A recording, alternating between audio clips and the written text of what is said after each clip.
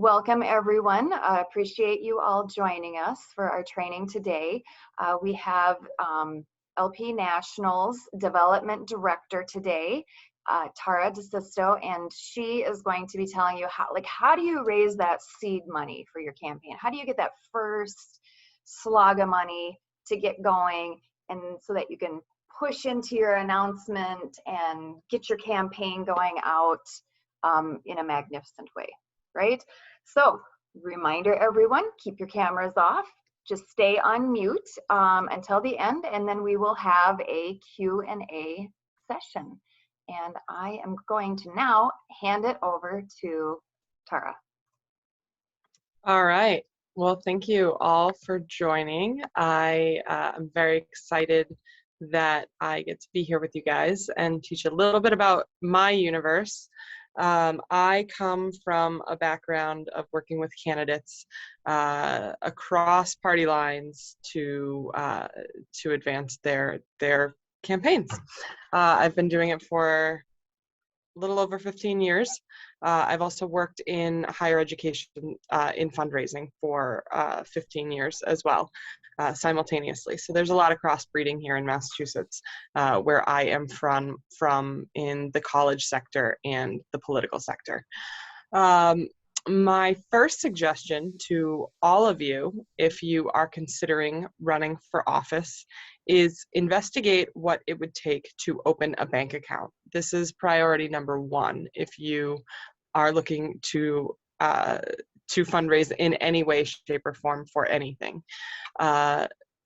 We are the different states do different programs on opening a bank account. So you want to meet up with your bank and see if they have a program that is good for you. You're going to need a treasurer as well. It cannot be you. It can be someone in your universe regularly, though. And I would recommend that because your treasurer is going to have to be pretty close to what you're doing.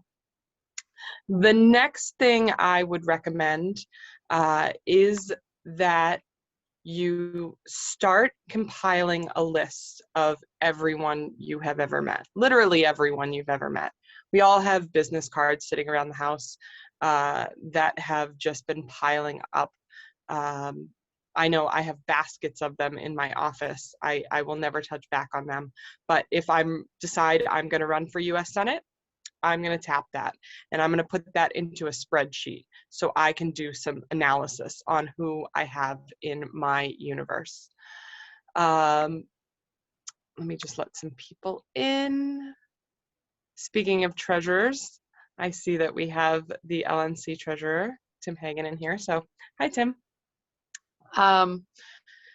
So once you have your list compiled, you want to separate it into columns. And the columns that I suggest including are their first name, their last name, their title, if you know it, and their company that they work for. Occupations are interesting, and people can often circle you into groups that you were not familiar with before. So if you know a little bit more about your prospects that you're going to be targeting, the more you know about them, the better. Their home phone, if they have it, their work phone, their mobile phone, set those aside. You want to know the city that they live in, the state that they live in, their email address, if they have a work email or a personal email.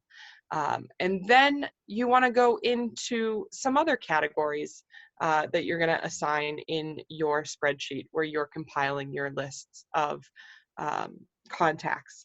You want to identify if they've made a pledge to you or not and how much that pledge is worth.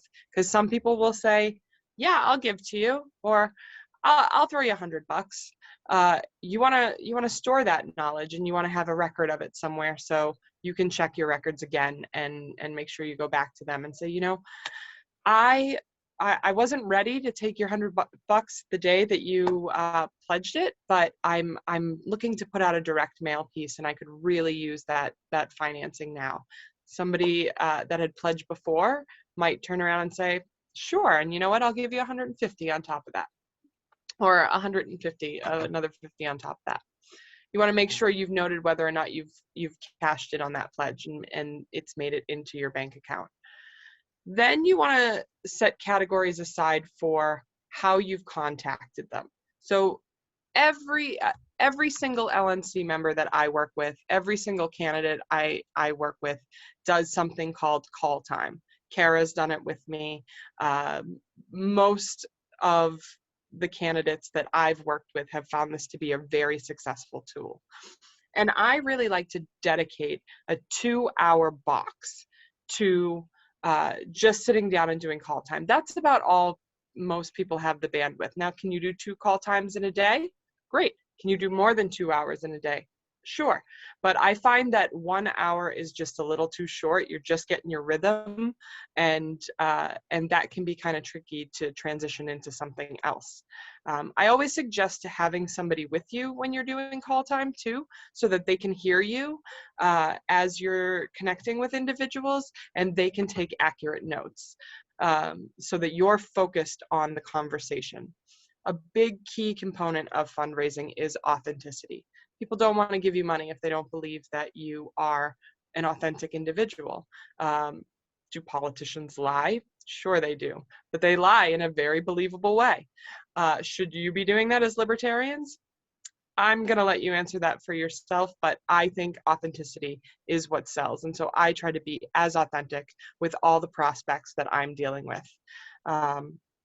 Another thing that I like to do while I'm talking is meet people where they are and not assume that I'm going to introduce them to the kind of libertarianism that they're looking for, but try to meet them where they are, because most people, if you dialogue with them, will have some variation of libertarianism that they can feel comfortable with.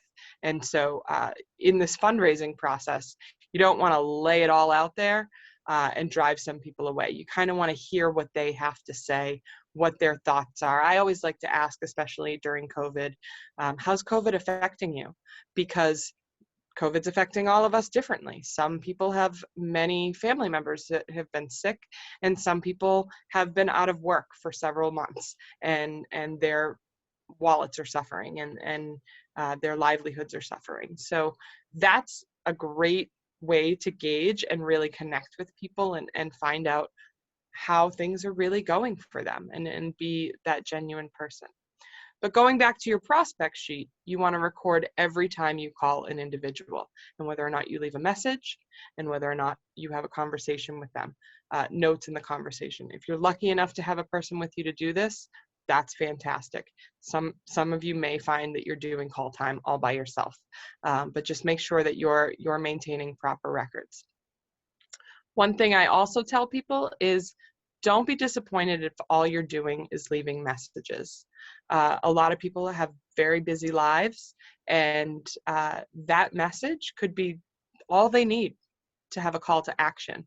Just make sure you're giving them the information about where your how to donate to you, whether it be a physical mailing address, or whether it be your website. Hopefully you have a website going, but if you don't, make sure that physical mailing address is available to them on that message so they can write a check. You also want to leave your personal contact information so they can follow up with you if they have any questions. Some people like to do a deeper dive of discovery on who the candidates are, and so you want to give people the opportunity to get to know you a little bit better as a candidate, so they can buy in to what you're presenting. How do you feel about using apps that go directly to voicemails to help you reach people more quickly? I mean, I think that depends on how big your district is. Personal touches are always the most effective way to garner good support around you. If you live in a smaller district, I think that if you can get your hands on a call list, you may want to just be making those phone calls. And if you commit to 2 hours, 2 to 3 times a week, you can knock that out. You'll get a rhythm. Also, thank you calls. If people have made donations, make sure you're turning around and thanking them, because they may give to you again and again and again. They may drop $250 on your plate the first time around and then throw you another $50, as long as they feel appreciated. Donors love to feel appreciated. But so, if you have the funds to do those voicemail apps, I mean, it's just another tool in the toolbox. But any way that you can present yourself authentically in front of prospective donors is going to be the way to go. And your original prospect list is going to be filled with former colleagues and family members and friends of friends, people that you have been in some sort of social group with, the LP, your home affiliate. If you have access to the Civi, then Kara can help you draw a list out of the CRM to make those calls and widen your prospect sheet. But you're constantly going to want to be going to your prospect sheet, identifying who people are, all the information that you can find on them available to you. I wouldn't go paying for data in regards to like Intelligence or any of those, you know, find out if they have a criminal record kind of databases, because that's not going to be important to you. What's going to be important to you is just making that connection. Another great tool is Open Secrets. OpenSecrets.org is a website that has a donor lookup on it, and so you can go to that website, pop open the menu, and the second option down, and I use this all the time, is donor lookup. And if you have your names all plotted out, you can just search them in the database and see, based on their address and their name, if they've given to other candidates. What kinds of other candidates have they given to? Have they leaned Republican? Have they leaned Democrat? Have they been consistent libertarians? Those are great ways to find that information out. It's not going to house philanthropic giving, but philanthropic giving is very, very different from political giving. The strategies for fundraising are very, very different. Does anybody have any questions thus far? I feel like I've been rambling for a little while, so. No questions right now. Direct mail pieces. It takes about 7 touches to get people to vote for you.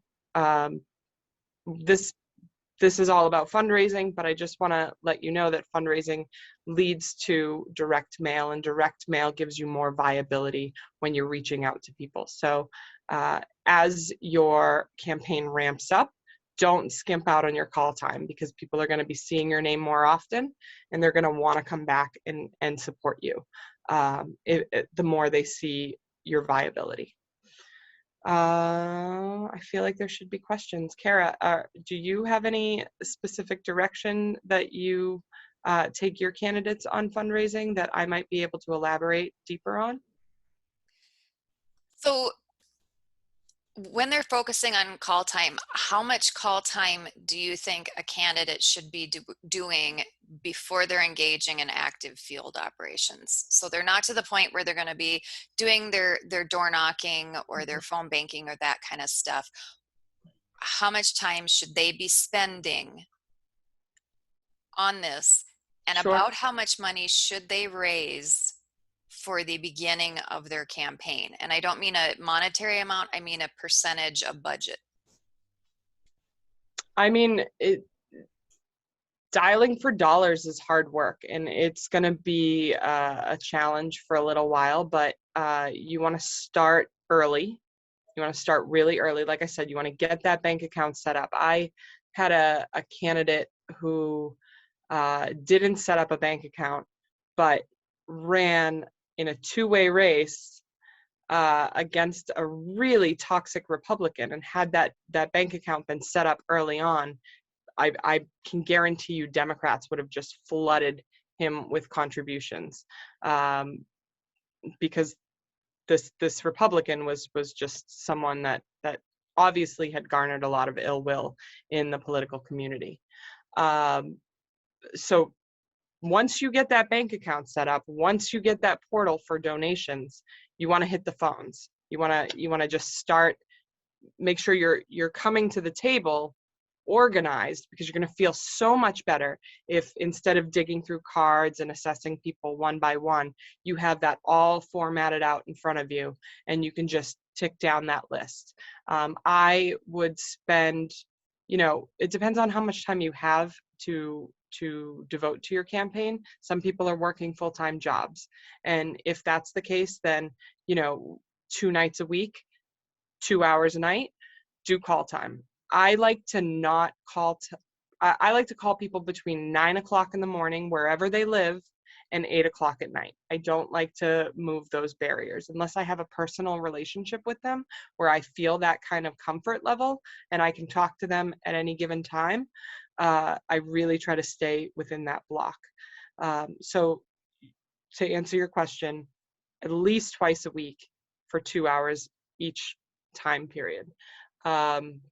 And then as your campaign ramps up and you end up doing more field work, keep consistent on at least doing 2 hours of call time twice a week.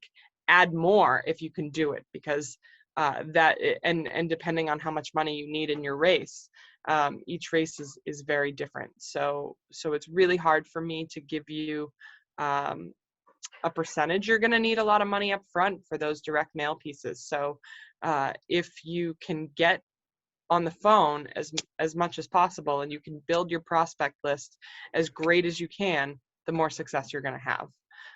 If you can do email appeals, that's a great way to fundraise. I am familiar with Constant Contact. That's something that I've always used, but they have really strict policies about spamming. You're only allowed like 1% spam of the emails that you send out before they kick you off. But make sure you're building your appeals and you are engaging with whatever emails that you have in order to in order to cultivate your donor base. I like to keep my emails contentful because often you see people getting hammered with appeals, day after day after day, and they just become background noise in your life, and people aren't giving every single day. I like to give people something in their emails that makes them feel like they're informed. They're getting more information than that they're getting from the news media. And whether or not that's about the effectiveness of your campaign, what your team has been working on, or whether or not that's bills that are really controversial and how they're going to affect libertarian policy, or how they're going to affect people from a libertarian perspective. And you want to make it meaty for them. You want people to be invested in you. So in order for them to be invested in you, you got to let them in a little bit. There is a company called Optimize. That's who the Jorgensen campaign used to send out their emails. And so you can coordinate with a team like that that can get your appeals out if you have the money. Otherwise, you can use services like Constant Contact, like I mentioned, MailChimp, Nation Builder. Those are really great ways to track your prospects and your donors. And you can also send out mailings through that.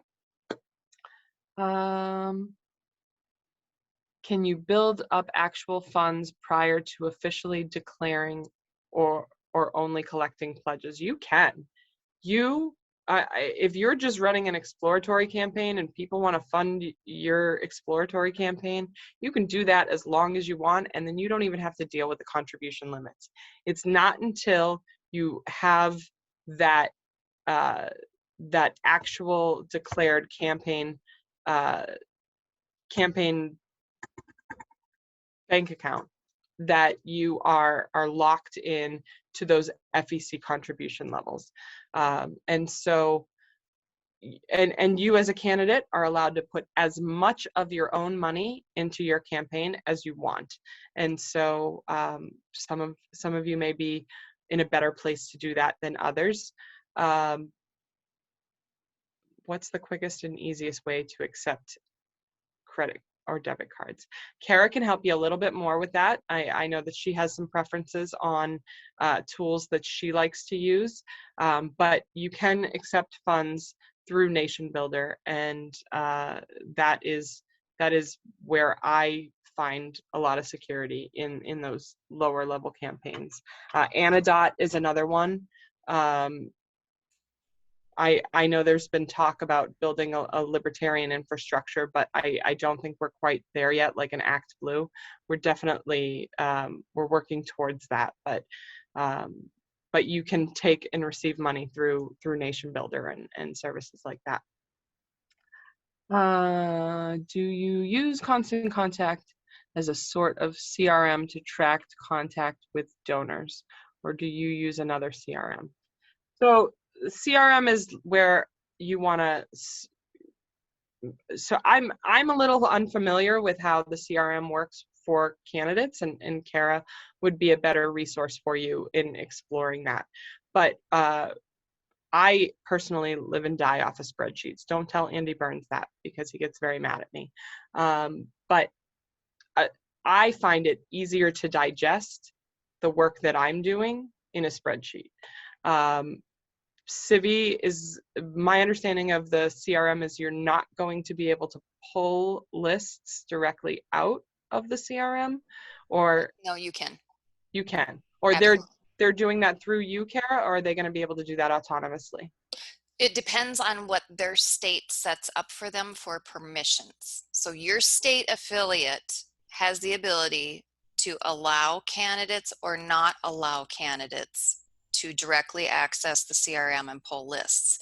And generally speaking, candidates will either be able to control their own destiny and pull their own list, or they will ask their state affiliate, and their state affiliate will do so. And will they be given that list in CSV format or Excel format? You can ask it multi-formats. You can pull it in about any type. You know, So that's are they going to be entering the data back into the Civi, or are they going to just have that record for themselves? Are they going to, as people connect? that depends on their state affiliate and how they wish to do so. Okay. Thank you guys for bearing with me. I'm still learning. A lot of our new tech tools are evolving at the moment, and so these are the best answers you can get right now. If I don't know and Kara doesn't know, it's not been done yet. So, but again, I really find my organizational structure better in a spreadsheet, and I can really like nerd out on my spreadsheet and build it and make it color coded the way that I want to color code it. You know, if somebody's given, I want to highlight them green across the board. If somebody said, don't ever call me again, I want to highlight them red. So I don't, you know, those are just ways that I keep track of all these names that I'm running. And hopefully your prospect list is going to grow to hundreds of people. So you're going to want to maintain it in a way that is digestible to you. Okay, how is the ask for contributions different during the exploratory phase? I have 10 to 11 months until the announcement of my kickoff. You do the same thing that you were doing before. You still build your prospect list. You're still on the phone doing call time twice a week, but they're essentially giving you money for your explorer. But you have to announce that. You have to say, I'm just running an exploratory committee. I'm not sure if this is something that you want to fund, but I believe that I'm interested in running for office, and I'm just trying to test out to see what kind of political will is out there for me, or what kind of resources I have at my disposal, and hopefully you will consider supporting me. It's a lot of deeper conversations with people about the direction you're going, because you haven't made that formal commitment to be a candidate. So people are going to want to know a little bit more before they just write you a check. So the asks are the same, where you're going to need the authenticity. You're going to want to outline at least 2 or 3 bullet points of what you're trying to achieve. I don't like to do scripts. I've never liked to do scripts. I think it makes you sound inauthentic when you're reading off a script. I like to do bullet points. What are the targets that you are invested in? And make sure that you're hitting all of them. And don't forget to ask them what their interests are. What are they concerned about? Because you want to incorporate that into every single individual conversation that you're having. I see we're getting more legal questions, which is great, because we are going to be having a person that is going to do a training specifically on FEC considerations and legal requirements and those kinds of things. So that is definitely a related topic in this, for sure, but we're going to save those questions for when we have someone that like lives and breathes in FEC, because I appreciate that is the arcane arts there. Yes, and different locations have different rules, and so you want to make sure that you are checking in with your Office of Campaign Finance, because they're going to have the most accurate laws associated to you. We have different laws in Massachusetts than they do in California, so you definitely want to get to know what your state laws are, because I'm assuming the majority of you are not running for federal office. Maybe you are, but those state laws are going to be very important to any city council runs you have or any state offices you're looking to hold. Are there any more questions? I feel like I'd love to hear some voices. Yeah, and you can unmute yourself if you do want to ask a question. Sorry. Can I make a suggestion? Certainly. To everyone? So I'm William Hawkins. I'll be running for Virginia House of Delegates this year, actually, because we have off-year elections. It's 2021, and I discovered something called we've seen them, but the QR codes. So I got my business cards printed off, and I'll go ahead and show the example of it. But I have my business cards here, and on the back you can do QR codes, and my QR code takes people straight to my donation link. That's great. I use Fund Hero. So this is just a suggestion for people. So I got my website on the front, and then Facebook and that right on the back. And for future, just so you guys know, it has to be 1 inch by 1 inch. So anything bigger or smaller, the cameras probably won't be able to pick it up. But if you don't have something like this for convenience to go on a business card or a door hanger or even the mail out things, definitely get this and link it straight to your donation. Everybody's becoming more familiar with QR codes during COVID as you go to the restaurants, and that's where you get your menu. So once upon a time, 2 years ago, people were like, what's a QR code? And all people who are donors, typically of an older generation, were not, playing that game. But now everyone is getting on board with these QR codes. So I think that's a really fantastic strategy, and good for you for leading on that. Okay, are there any other questions? Any thoughts on dealing with large money? I mean, you're going to have financial contribution limits from your local office. Don't go beyond them. I mean, you're just going to have to give that money back ultimately. So follow the law. Be mad that the law exists because we're libertarians and that's natural. But I mean, follow the law. Okay, I think we're going to wrap it up. Tara, if you want to pass the host back on over to me. Sure. Thank you all very much. Really appreciate you guys coming on this. We're going to do a part 2 of fundraising, which will be next, and then we'll probably follow that up with the FEC one. And we will be having, I believe, next week is actually part 2 of fundraising. So it'll still be your department, but it won't be Tara. But you will get to meet another person within LP staff. So you'll get to meet Becca, for those of you who are not in Texas and have not met her before. She's fantastic. So she'll be giving you kind of a part 2 of this, ramping up phase of,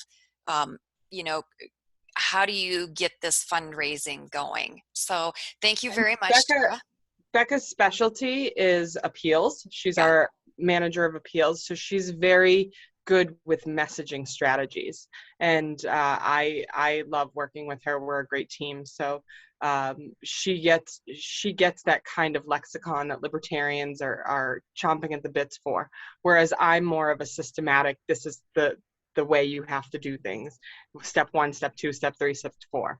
So if I just want to say, if you guys have any further questions, feel free to follow up with me. My email is Tara, T-A-R-A, @lphq.org. And I'm happy to get back to you as soon as I can sit down at my computer and hammer through my email. So. Thank you very much, Tara. Really appreciate it. And again, we will load this up to YouTube. For those of you that get my short little newsletter every 2 weeks, and if you don't, it's probably because you haven't let us know that you're running for office. So hit that lp.org/run. Every 2 weeks, you'll just get a quick email from me. It gives you links to past trainings and tells you what the next training is. So thank you very much, everyone, and we'll see you in 2 weeks.